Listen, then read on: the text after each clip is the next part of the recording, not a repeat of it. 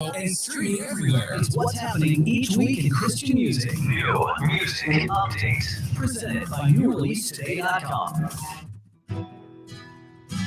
Welcome back, everyone. Today is Friday, November the 11th. I'm Ryan Hill. I'm John Galantis. And you're listening to Clearview Today with Dr. Abaddon Shah, the daily show that engages mind and heart in the gospel of Jesus Christ. You can find us online at clearviewtodayshow.com, or if you have a question for Dr. Shah, anything you'd like to write in and suggest we talk about, send us a text at 252-582-5028. You can also email us at contact@clearviewtodayshow.com. Follow Dr. Shah on his blog at abaddonshaw.com, and you can support us financially at clearviewtodayshow.com. There's a button there to donate and to give. Every donation you make goes not only to supporting this show, but supporting countless other ministries for building the kingdom of God. That's right. We're incredibly grateful for all of the donations that we've already received, all of the contribution, all of the partnership that you guys have shown us. You know, I think that's one thing that Ryan always hits on, is it is a partnership between creators and consumers in a way, because you guys are not only consuming the word, but you're also helping to spread the word. You're also helping to get the gospel out there to the people who need to hear it. And there are people who need to hear it in this nation, in this country. So we want to thank you guys for partnering with us in that way. Thank you for your obedience to God and helping us make the show possible every single day. That's right. Absolutely. We couldn't do it without you. And you can help us keep the conversation on the airwaves by supporting this podcast, by sharing it online, share it with your friends and family, and leave us a good review on iTunes or any other podcasting platform. That really is so helpful for us. Leave us a rating and a review that helps keep the podcast visible. The way that iTunes and other platforms work is the more ratings and more reviews a podcast gets, it's going to shuffle to the top of the feed. That's right. So it just helps keep it visible, keeps it in front of people's faces. So help us in keeping that conversation alive. If you haven't done so already, leave us a rating and a review. And I did get a pretty strongly worded letter from iTunes saying that if we didn't have 1,000 reviews by the end of the fourth week of our show, that they would take us off the air. Oh, no. They are very, well, I sent a lot of bragging letters to them, like a lot of really harshly worded. So this was less flaunting our policy. success. This was less iTunes policy and more retaliation. They're petty. They're petty. iTunes, if you're listening, we're sorry. We don't think you're I don't think you're petty, Mr. Jobs, sir. Do you want to hit them with the verse of the day? Yeah, absolutely. So the verse of the day today comes from 1 Timothy chapter 4, verse 10. For to this end we both labor and suffer reproach, because we trust in the living God, who is the Savior of all men, especially of those who believe. Amen. That's encouraging, because a lot of times we go through life and we think that all of these sufferings are just something to get through. Yeah. It's just something I got to grit my teeth and get through, because it's just unpleasant. Mm-hmm. And it's something that it's something that I have to see to the end. But that completely removes God from the situation. You know, Timothy's or Paul is reminding us that we labor and we suffer reproach because we not even though we trust in God, but because we trust in God, that's why that stuff is going to happen. That's right. Yeah, it gives a point to everything we go through, good and bad. Right. There's a reason for it, and it's pushing us closer to relationship with Christ. That's right. John, you got something on the desk with you today. What's your phone? No. Underneath. Oh, shoot. Yeah. It's David McCullough, 1776. Dr. Shaw recommended this book to me a few weeks ago. I've been reading through it. I don't know if I'd say it's a retelling of the Revolutionary War. It's just sort of a chronicle of events, but it's if you've never read any of David McCullough's work, I have to say he is one of the most talented historical writers that I've ever read. Really? Dr. Shaw could not recommend this guy enough. And I thought it was kind of fitting just to kind of talk about it, because all of our episodes this week have been centered around politics, America, patriotism, with all the election, that kind of stuff going on. So I'm really, really enjoying this book. I read it once in high school, just kind of skimmed it, but I'm really, really loving it. Nice. I've never read it. Is it like historical fact? Is it like historical fiction? It's fact for sure. It's written like a novel. Like it's written in sort of a way that makes it compelling and engaging. Like you're following characters rather than, hey, here's when this event happened. Because of this, then the British had to do this. It's actually following the characters and their goals and their like aspirations. And so like, here's where Washington is emotionally. And so here's what he wants to do to like get across the river. He's trying to accomplish this goal. So I'm putting my care into a character rather than just, hey, here's what the Americans did and here's what the British did. And they suffered this defeat. You know, how engaging can that possibly be? But I care about Washington. I care about Ben Franklin and Sam Adams and all these guys. So it's very unique in that way. Very cool. Well, and that's especially fitting for today's episode. Of course, today is Veterans Day. We're recognizing those in our community who have served in the armed forces, who gave up their freedoms in a sense to protect the freedoms that you and I enjoy. And we've got Dr. Shaw coming in the studio, as well as a special guest to talk more about Veterans Day. If you've got any questions or suggestions for topics, you can text us at 252-582-5028 or visit us online at clearviewtodayshow.com. We're going to grab Dr. Shaw and our guest, and we'll be right back. What will people say about you when the crisis is over? Will they say that you lived out what you proclaimed all your life? Will they say that your actions matched your confession? Ultimately, what will God say about you? Not only that, but as a Christian, are you being a lighthouse for others during the storm? Dr. Abraham Shaw and his wife Nicole have composed a book of 30 daily devotions to help you navigate your faith through whatever crisis you may be facing. The book is called 30 Days Through a Crisis, Daily Devotions to Navigate Your Faith. Our prayer is that as you read this book, God will guide and strengthen you through His Word into the image of His Son by the Holy Spirit. That's 30 Days Through a Crisis, and you can pick up your copy on Amazon right now. Let us know how it's helped you by emailing us at info@clearviewbc.org. And don't forget, you can also support what we're doing at Clearview by visiting us at clearviewbc.org/give. Thanks for listening. Now back to the show.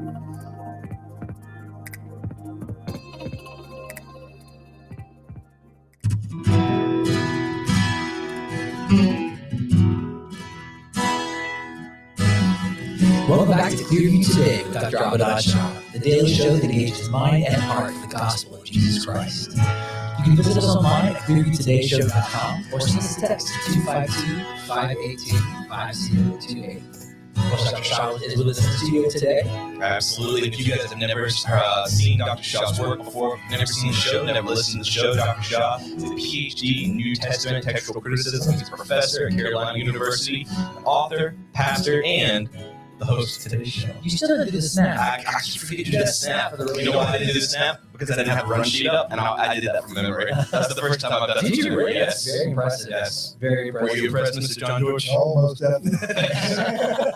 Thank you, sir. Well, we do have a very special guest with us today. Mr. John George is on the podcast with us. Welcome. We are so glad that you're here today. Thank you. Good to be here. Awesome. Thank you for joining us. And Dr. Shaw, I know you've known Mr. John George and his wife Mary Beth for a little while. Yes, I've known them. I've known them prior to coming to Clearview through their daughter Sarah and their son-in-law Andrew.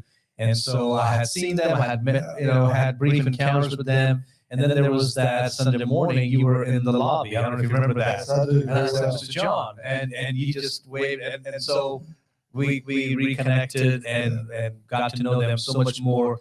And I just have to say it again, you guys have been a blessing to us. You have been blessing us as well. Thank you, sir. Thank you, sir. We are so glad that God has knit us together, brought us together, and I believe it's for a great purpose, and we don't have to wait for that purpose. It's already begun. Yeah. The teaching you're giving in our Sunday school, and of course the men's Bible study, and of course your wife being involved, and your daughter being involved, and your son-in-law, and your grandson. The whole family is involved. So we're so excited. I actually have a funny story about Sarah, your daughter. One of the very first times we ever met. She plays for everybody who's, we all know, but for anybody who's listening, Sarah, Miss John George's daughter, plays piano on the worship team here at Clearview. And so she came up to me and she was like, I play a little piano. I was like, oh, really? She was like, I taught for a few years. So I was like, oh, okay, yeah, that's cool. I was like, you want to come to one of our rehearsals and just maybe sit in, just see what it's like? She was like, yeah, sure. So we were all playing, and so our sound guy is in the back, and he's got it to where on the soundboard he can press a button and just solo out one person listen to it.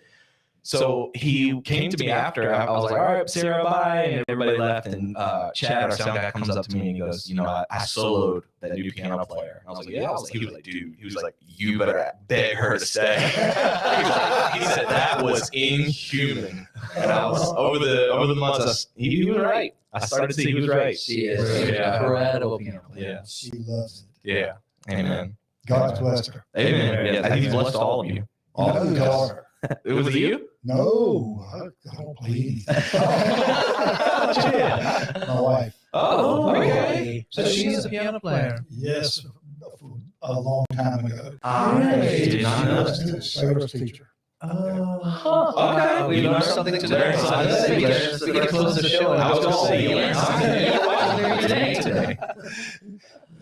She went to college and took music there. Wow. Okay, I didn't know that. Very cool. No, Sarah did, not my wife. Gotcha. Okay. Wow. Cool. Wow. That's amazing. Well, as much as we want to continue talking about your family and the various musical talents, we have you on the show because today is Veterans Day. Yes. And we learned not too long ago that you were in the Army for several years, for a long time. We're thankful for your service. Veterans Day is a chance for us to honor those men and women who have served, who have defended our freedoms that we treasure so greatly in this country. So we wanted to invite you on the show and just give you a chance to share about your experience, so we can learn from you, learn what your experience with the Army was like, and kind of how that shaped you. Well, it shaped me all right. But throughout my whole time in the Army, I saw God working in my life constantly. And we talked about when you were doing the 23rd Psalm about God's provision and His protection, and I could see that real alive right when I was in the Army. I joined the Army out of a year of college.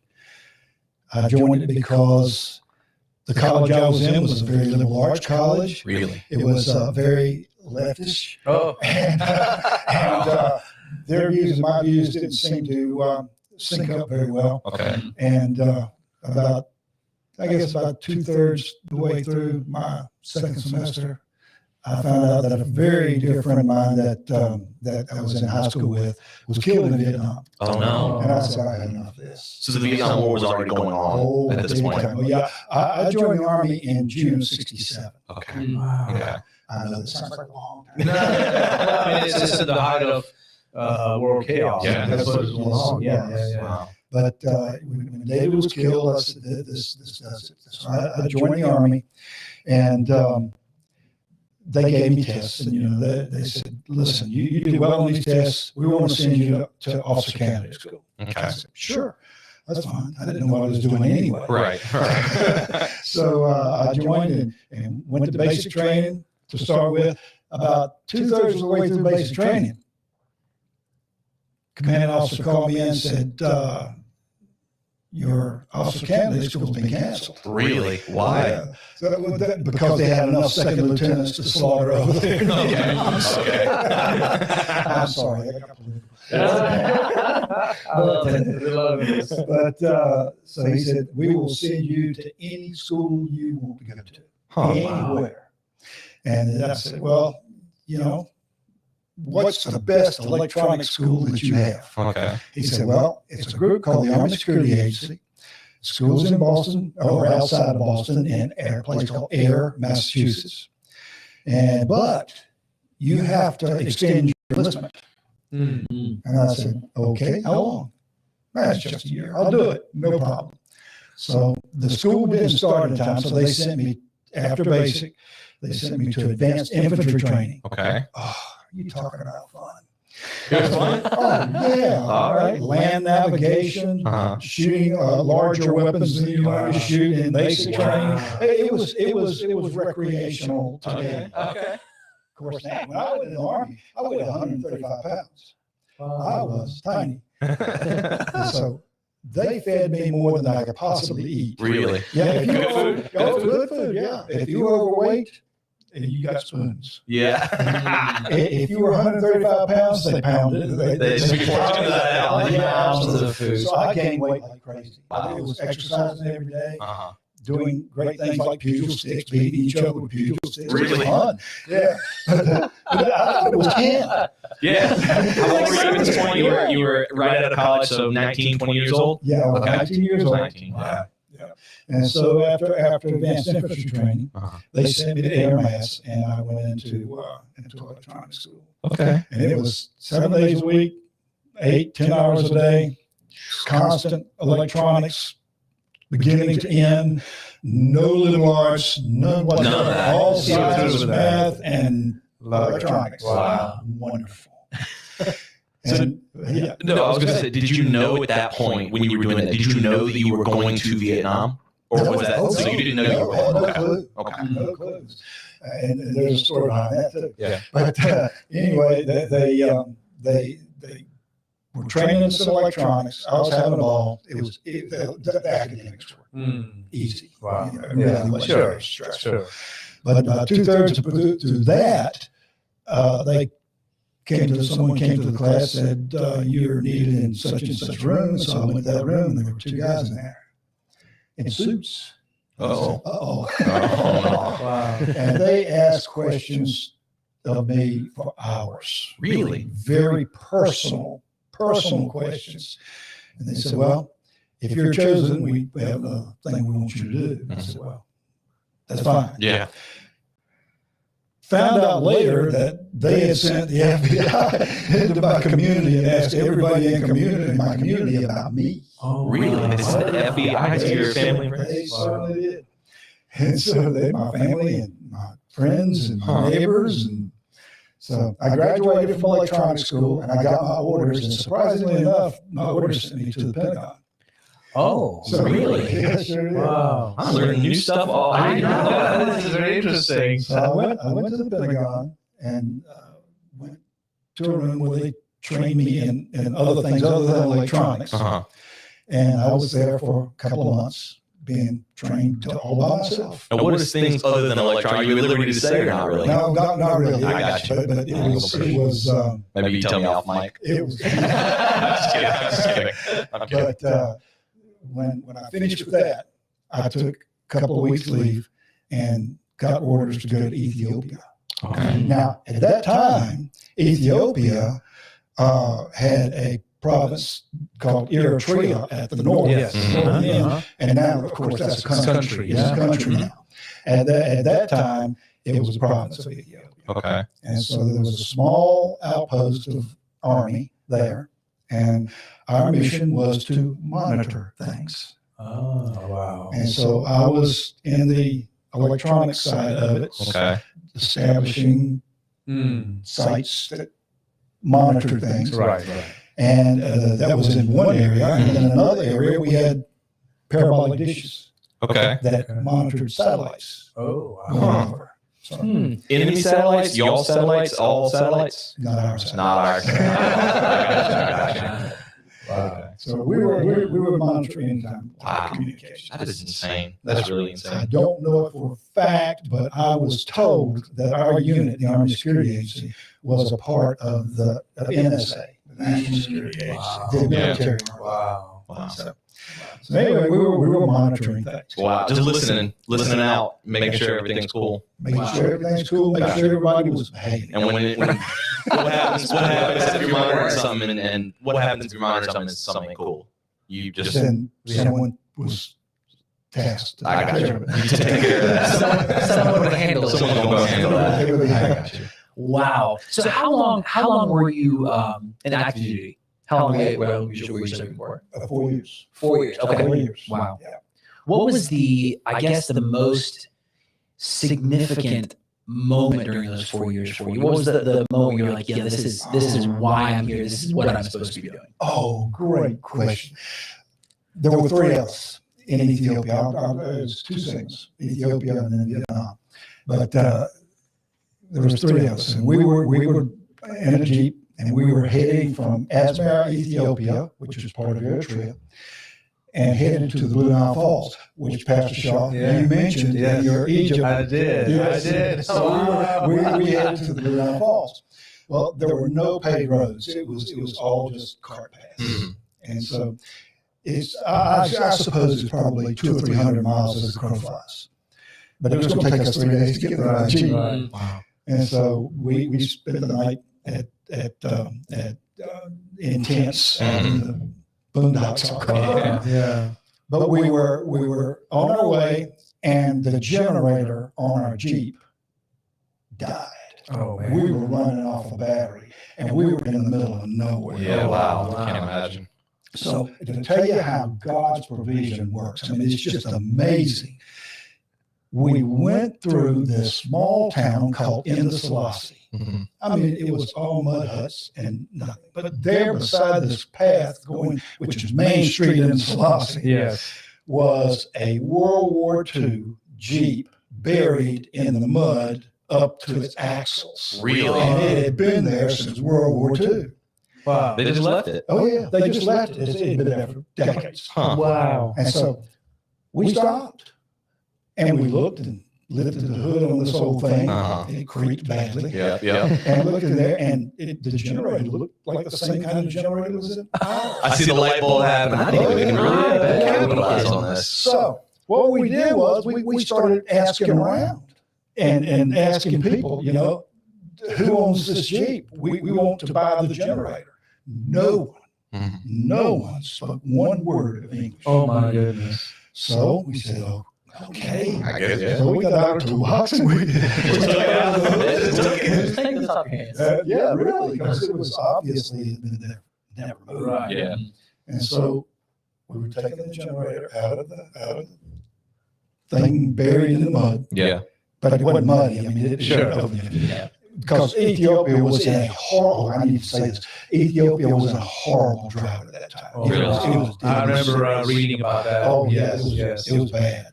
So all of a sudden, we look up, and here stands this gentleman beside us, very large gentleman. And he, in very good English, described to us his mission in life, which was to be the sheriff of that town. Really? Okay. So he arrested us. Oh, no. Yeah, he took us to his, I did not expect the story to go that way. Really? So y'all got arrested for that. he took us to the station there. Uh-huh. And we were sitting there just trying to behave ourselves. And another gentleman came into the room there. You said it was 3 of you guys? Yes, 3 of us. Was one of them your CO or were you the CO? Oh, no, I wasn't. Yeah, okay. We were all together. I got you. Okay. So the gentleman came in and he talked to the sheriff there. Uh-huh. And when he finished talking to the sheriff, he said, "Come with me." Uh-huh. And so he took us to a remote wall. It was walled in a house. He took us to the end of the door of the wall into this immaculate house. I mean, it was just beautiful. I mean, it was just fantastic. Really? And we met the prince of that province. Oh, wow. Oh, yeah. Wow. And Wow. he said, "Come in, let's have dinner, Mhm. we'll talk." And so he gave us a great dinner. It was fantastic. And so he said to us, "We are having serious trouble. Our people are dying Uh-huh. because they have no water. Uh, So if you will promise that when you get back to your base, that you will tell your commanding officer that we need well drilling rigs, mm. then tonight by midnight, you can go down there, take the generator out, swap it with Yeah. yours, Yeah. off you go." So we said, "Oh, yes. Yeah. We'll help you." Yeah, of course. 100%. Scouts honor. Scouts honor. So we did. We got the generator, put it in our Jeep, worked like a champ, even after all those years. Generated current. Wow. It was They great. don't make it like that anymore, do No, they? they do not. They do not. So Unbelievable. we made it all the way to the Blue Nile Falls, and all the way back to Asmara, Uh-huh. and reported what had happened. Uh-huh. And then it wasn't long after that I got orders to go to Vietnam, so I have no clue whether they ever got Whether they ever got back to it or not. We hope Yeah. that somebody may have done something for them. I hope so too. Yeah. Our relationship with Ethiopia at that time was phenomenally strong. Really? And we were really, really good allies.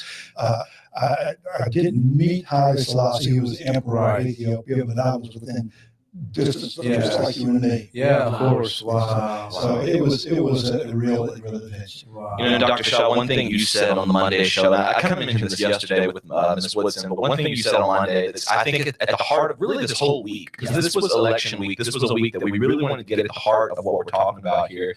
You said that, you know, when I decided to become a citizen of this nation, it wasn't because I wanted the benefits or I wanted this. It was because I knew that if I wanted to serve my country, this is the way to go about it. Right. For me, it was after 9/11 that I made the decision to become an American citizen, because, you know, now it's no longer, well, I can be a citizen here, there, whatever. It's time to choose. Right. That if my country ever called me, which one will I go to? Hell. Right. And I prayerfully chose the United States to be my country. And I believe the best decision I ever made. Beautifully. And so, you know, it changed the way I saw people who had served because they served for my freedom. You know, it's because of the sacrifices they made. Now, this is Veterans Day. People often confuse Memorial Day and Veterans Day. They're two different things, folks. So don't confuse them. Veterans are those who are still living. Memorial is for those who are passed away. But either way, for those who are willing to go and give their life, that I'm grateful for what you've done. And so I'm thankful. I'm thankful. I appreciate that. Because it's given a chance, an opportunity to me and my family to live in this great nation and to take so many freedoms for granted, but it's because someone paid the price. And through the generations, many have, but especially the veterans today. Thank you. I appreciate that greatly. I will never forget standing in a room with I don't know how many other men with their hands up, taking the oath Right. to protect and serve and stand to protect the Constitution against enemies, both foreign and domestic. That's right. I'll never forget that as long as I live. I still believe in that oath. That's right. How do you think that oath and those memories shaped you as a Christian? Seeing God work in my life, just the event within the Selassie in Vietnam, it was over and over again, where his cloak of protection over me was physical. I mean, when you get dumped in the wrong place by a confused helicopter pilot, and you're all alone, all night long, with a Connex full of equipment, and they come back and get you the next day apologizing. Oh no! I mean, you know, we're laughing today, but I can just imagine being in a foreign place. I mean, you know, we walk out into the woods after 10 o'clock at night. I mean, you realize the fear, but imagine being in a foreign country where enemy combatants are all around and their objective is to take you out, Right. and you're out there all alone. I mean, that's talk about fear. But you know the blessing that I got in Vietnam.